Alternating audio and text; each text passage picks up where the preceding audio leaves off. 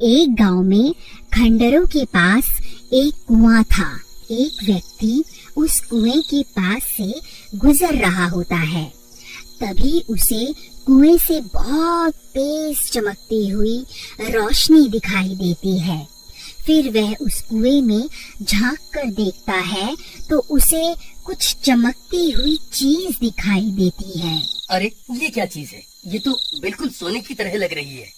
फिर वह सूखे हुए पेड़ की मदद से कुएं में उतर जाता है। अरे वाह वाह, ये तो सोने का सिक्का है। लगता है मेरे हाथ कोई खजाना लग गया है। फिर वह सूखी हुई डंडी की मदद से वहाँ खुदाई करने लगता है। अरे वाह, मेरा शक तो सही निकला। मैं तो सच में माला माल हो गया।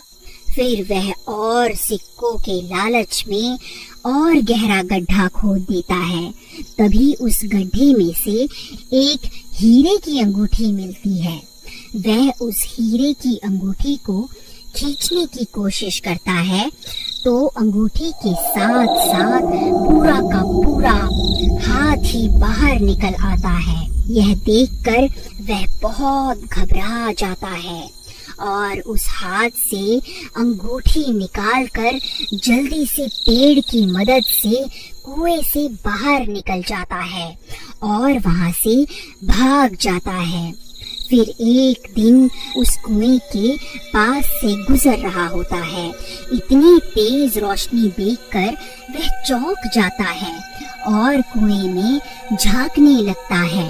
तभी वह खूनी हाथ उसे कुएं के अंदर खींच लेता है। अरे कोई मुझे बचाओ! अरे बचाओ बचाओ!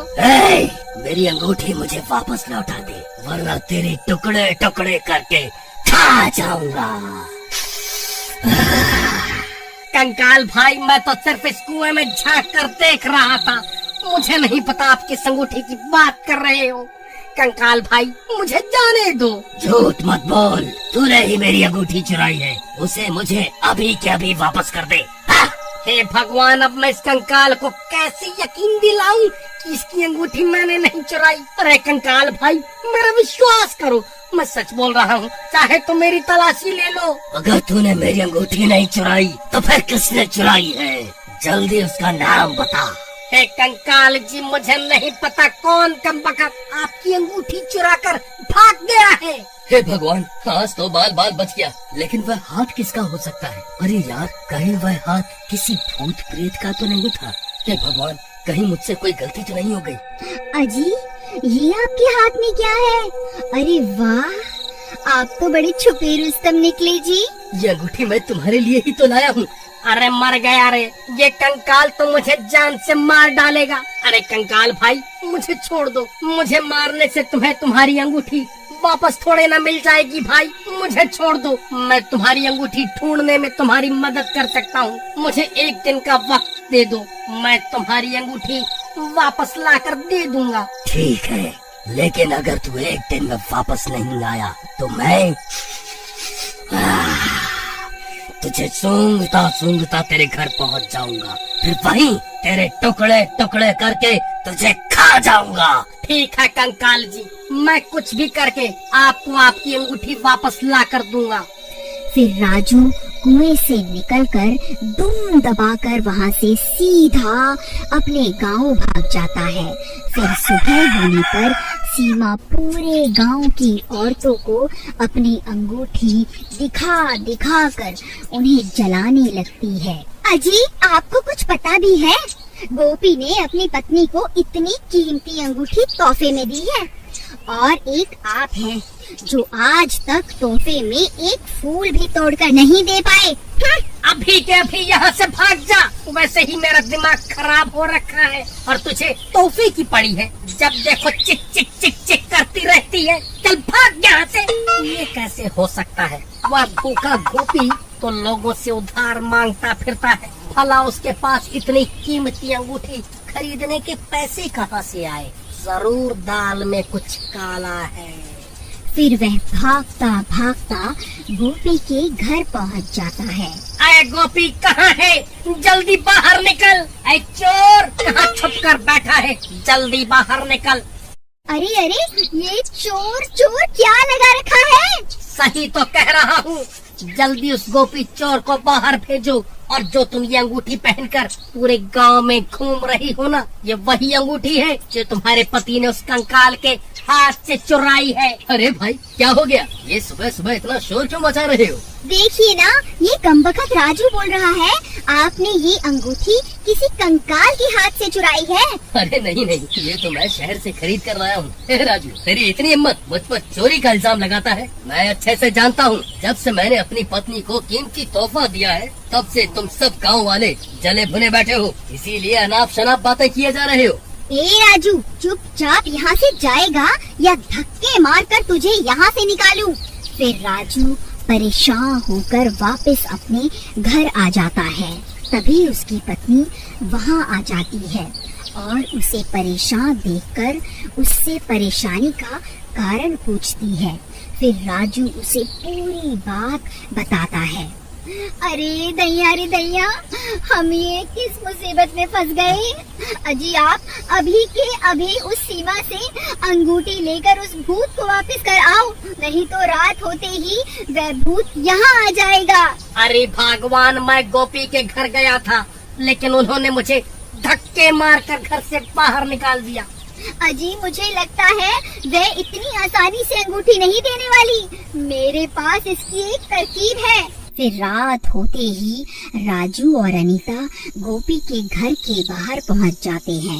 भगवान, वह देखो, ये वही अंगूठी है जिसकी तलाश में हम यहाँ आए हैं। अजी लेकिन हम इसकी अंगूठी उतारे कैसे? अगर हमने कोशिश भी की तो ये उठ जाएगी। तुम सही कहती हो, हम इसकी अंगूठी निकाल नहीं सकते। मेरे पास एक तरकीब है, क्यों ना हम इसे ही उठाकर उस कुएं के पास रख आए जहाँ वह भूत रहता है, वह अपने आप इससे निपट लेगा।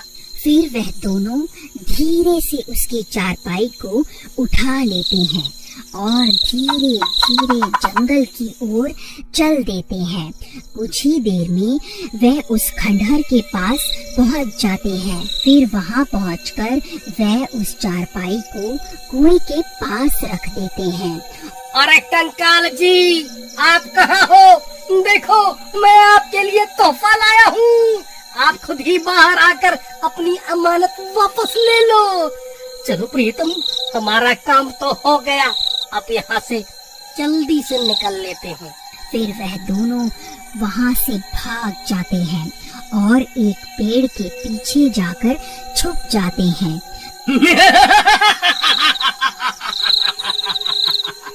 अरे वाह, मैंने तो सिर्फ अपनी अंगूठी मांगी थी, वह गांव वाला तो मेरे लिए एक और तोहफा ले आया।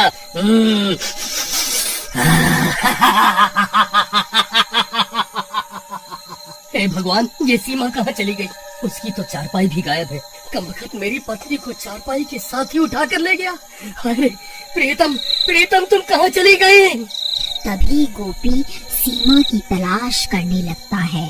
अरे भाई, तुमने मेरी पत्नी को कहीं देखा है क्या? हाँ भाई, अभी वो राजू और उसकी पत्नी तुम्हारी पत्नी को चारपाई पर लेटा कर कहीं ले जा रहे थे। मुझे लगा शायद तुम्हारी पत्नी की तबीयत खराब होगी। हे भगवान, कहीं वह दोनों उस खंडहर की तरफ तो नहीं गए? फिर वह भी भागता भागता उस कुएं के पास पहुंच जाता है और वहां पहुंचकर हैरान रह जाता है। अरे नास मिटो, मेरी पत्नी को उस भूत के हवाले क्यों कराए? अरे मर गई रे, ये मैं कहाँ आ गई? कहीं ये कोई सपना तो नहीं है? नहीं मेरी रानी, ये कोई सपना नहीं है, मैं ही तुम्हारा राजा हूँ। तभी तो तुमने मेरी दी हुई अंगूठी पहनी है। चलो अब कुएं में चलते हैं, अब से वही तुम्हारा नया घर है। फिर वह कंकाल सीमा को अपने कंधों पर उठा लेता है और उसे कुएं में ले जाता है। अगर आप आगे की कहानी देखना चाहते हैं तो कमेंट करके जरूर बताएं।